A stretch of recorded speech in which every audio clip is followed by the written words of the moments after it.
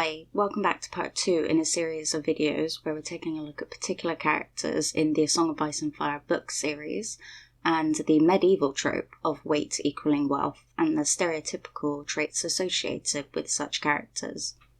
Last time we took a look at Robert Baratheon and Thoros of Myr. This time we're going to be taking a look at the Fat High Septon.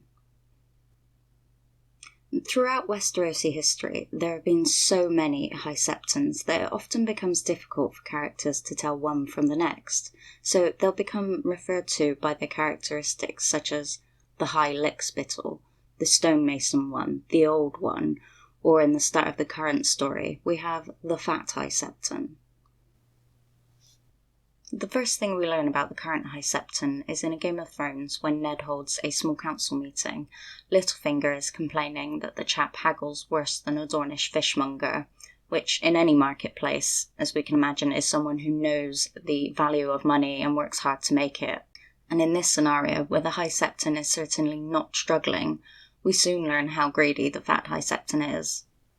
The next time we learn more about this man, we've spent time in King's Landing and we've seen the poverty in Flea Bottom. In Arya's 5th chapter, she's been hiding there whilst her father was imprisoned, and when she sees him next, the High Septon is also present.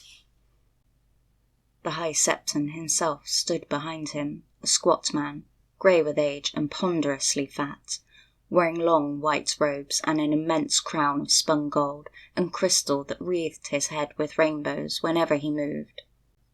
We don't often hear of such a fabulous crown, and this shows an inordinate amount of wealth for a position you would expect to be the pinnacle of kindness and giving.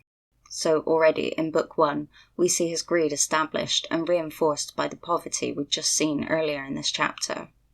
In A Clash of Kings, Cersei tells Tyrion that the High Septon claims we have profaned Baelor's sept with blood after lying to him about our intent, which proves him to be the pious man we would expect, but we'll come back to that in just a second.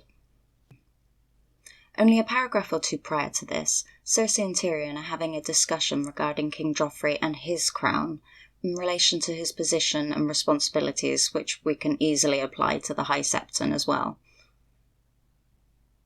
Cersei gave him a searching look. Joff has had no lack of good counsel. He's always been strong-willed. Now that he's king, he believes he should do as he pleases, not as he's bid. Crowns do queer things to the heads beneath them, Tyrion agreed. And later, Tyrion advises Cersei to urge the High Septon to reveal how Stannis has turned against the gods, which shows us that they see this man as pliable and able to benefit his benefactors. This poses the issues of those acting only in self-interest, and we soon see how this affects the civilians in King's Landing. In Tyrion's 5th chapter, we learn from a ranting prophet in the streets that even the High Septon has forgotten the gods. He bathes in scented waters and grows fat on lark and lamprey, while his people starve. One of my favourite quotes is something that Tyrion recalls Moonboy saying about the Fat High Septon. A pious man who worships the seven so fervently that he eats a meal for each of them whenever he sits to table. Well, that baying mob ended up showing exactly what they thought of the Fat High Septon, and when the Faith supposedly selects a new High Septon, a small man, as Cersei recalls, though his crown, an airy confection of cut crystal and spun gold, added a good 1.5 to his height. Lord Tywin had given him that crown to replace the one that was lost when the mob killed the previous High Septon. They had pulled the fat fool from his litter and torn him apart the day Myrcella sailed for Dorne. That one was a great glutton, and biddable. This High Septon was one of Tyrion's making, Cersei recalled suddenly. It was a disquieting thought. But not as disquieting as Cersei would find with the High Sparrow after an angry mob soon raised him to the crystal crown, which he promptly sold. The Faith and the crown are supposed to work hand in hand, and it seems that they do, against the common people.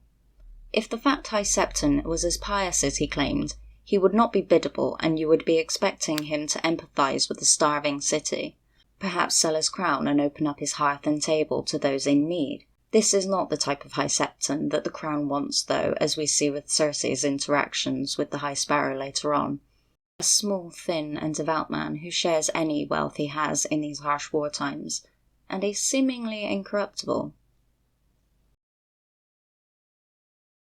I did say in the last video that we would be taking a look at Illyrio Mapatis, but that's taken me a lot longer than I'd expected, so that's going to be the next video. Thank you for watching, and see you next time. Bye!